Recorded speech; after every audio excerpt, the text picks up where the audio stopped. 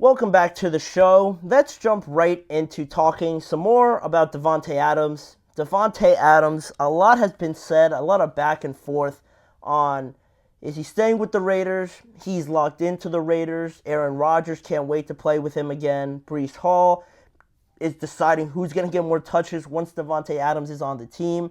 A lot of misguiding things to really leave you in a cloud on leave you in a clouded view on what this situation could turn out to be, because it just has seemed to pick up so quickly just this week that I've seen a lot of things just come out back to back to back on what Davante Adams is going to do. But what better way to understand what's going to happen than directly from the source in Davante Adams? Like I mentioned before the break, he appeared on Club Shay Shay this week, Shannon Sharp's podcast that he hosts, and he was a guest on there, and he talked about a bunch of different things from the 2023 season, the receiver series on Netflix, and of course they had to talk about this topic and how Davante Adams was feeling seeing these reports and whether or not it was something that intrigued them on the idea of being traded to the New York Jets. And Davante Adams, I think like most would have expected, gave a solid answer on, pretty a loyal answer to the Las Vegas Raiders. But with that being said, he didn't completely say that he's not even thinking about it. He had some pretty interesting things to say overall in the quote that I pulled up here from the podcast that I did watch the entire thing, which was really interesting. But on this topic, he said, "What do I look like sitting here talking to other people about being on another team?" And that's how I still feel about it right now. I'm locked in with the Raiders, and I feel really good about this team. And as far as I know, they feel good about me. If that ever changes, if that got to a point where they weren't feeling the same way, I ain't done playing. So obviously, we would figure out whatever we needed to figure out. So again, he gave an answer, a pretty loyal one to the Las Vegas Raiders. I think he does realize, obviously, that asking for a trade right now and any possibility of getting traded right now is pretty unlikely, just because he is only heading into the third year of that $5 million contract. And also, he's already switched from the Packers over to the Raiders, and his idea of playing with Derek Carr and how messy that got, moving his whole family out here to Las Vegas, and now to move him pretty much across the country at 31 years old, where he's closer to the end of his career than really his prime or the beginning of it, obviously, would take a lot outside of just the footballing matters, the footballing reasons. I think all of that is starting to take more of precedent for Davante Adams and really deciding in making a decision like this to just take his whole family over there. And if you're going to make a move like that, you want results to come, and to come pretty fast, obviously, because this window for the New York Jets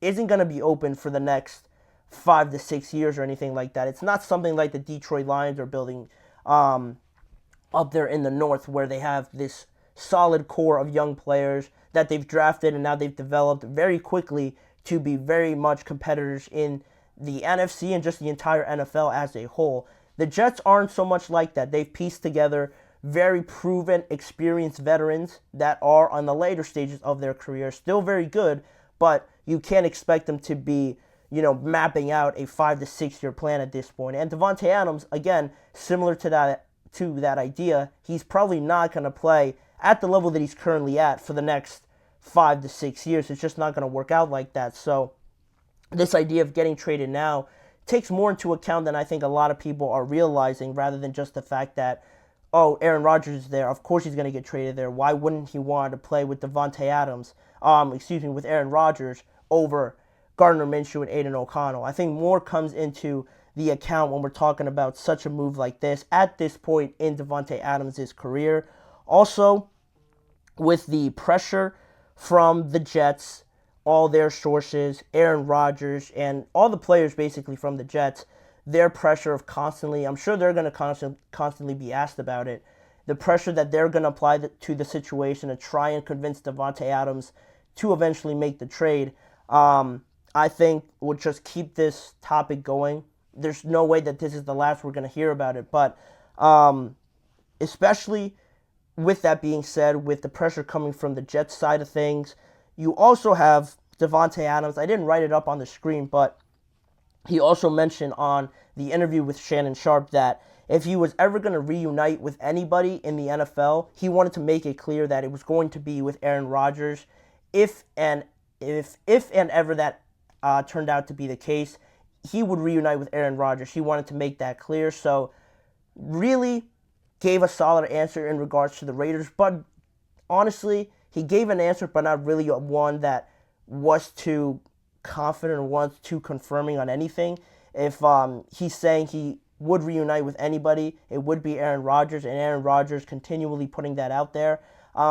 It leaves the door just a crack bit open. It leaves it a little bit open, not completely shutting out the idea of, just not entertaining the idea of moving over to the New York Jets. And also, in his statement, he said, if that ever changes, if that got to a point where they weren't feeling the same way, I ain't done playing. So obviously we would figure out something that needed to be figured out. Again, keeping it open, keeping an open mind to the idea that the Raiders might have a change of heart and move on from him.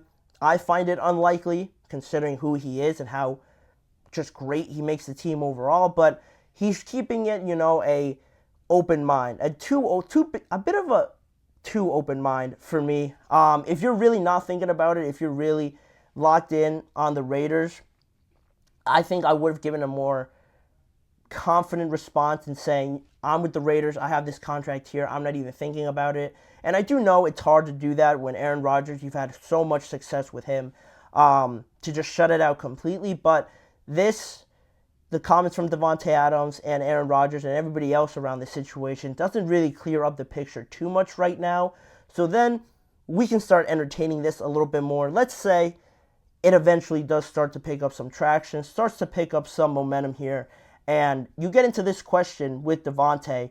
Like I mentioned before, all the other factors that might play a part in deciding whether Davante will want to move out there or not. You get to this question that you see on your screen: is staying in Las Vegas the wisest career move for Davante Adams right now? Because on paper, obviously, when you look at the two squads and you go down the line comparing position by position, there's no doubt that the Jets are in a better situation, a better spot in their roster building trajectory than the Las Vegas Raiders. The Raiders are just starting to pick themselves up from a very bumpy year last year where you didn't know what the quarterback situation was going to be. You fired your head coach. You brought in an interim guy that got, some more life invigorated in this team, but you don't really know right now confidently what this team is going to look like, really without a franchise quarterback leading them right now. Gardner Minshew, Aiden O'Connell, they're not awful. I'm not saying they're bad or anything like that, but they're not the franchise guys that obviously the Raiders were interested in bringing in this offseason with the talks of them in the NFL draft and then in free agency as well.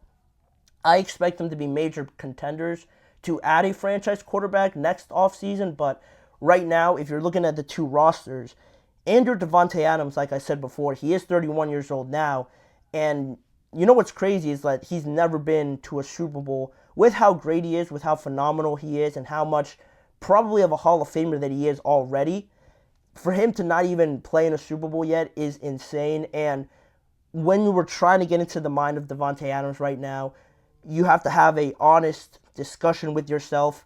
If, let's say the season starts, he's still on the Las Vegas Raiders, and they start off very bad, very poor run of form to start the year, and the Jets are rolling. They look flawless. Aaron Rodgers looks like he's 7 years younger. They're the talk of everybody. Mike Greenberg is on ESPN losing his mind because the Jets are looking great.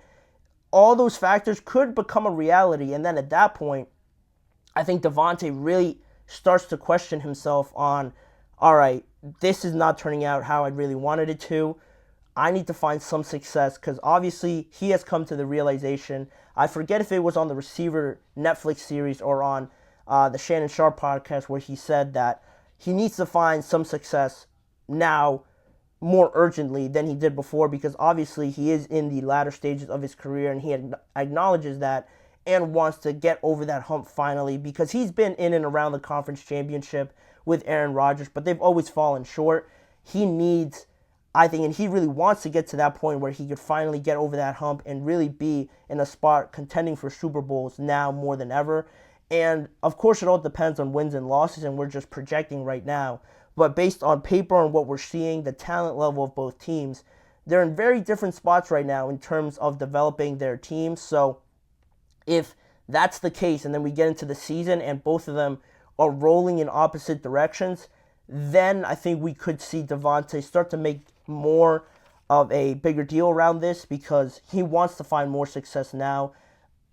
Watching that Netflix series, I highly recommend you guys to do so. You can see more of how he's thinking, how he's approaching the game to everything, and how fed up he was at some point last year with the Raiders. Antonio Pierce came in and changed a good bit of that, but really, Davante just honestly doesn't have endless amount of time to take this Raiders team, not really try this year in a simple way of saying it for a lack of a better term, because you don't have that franchise quarterback.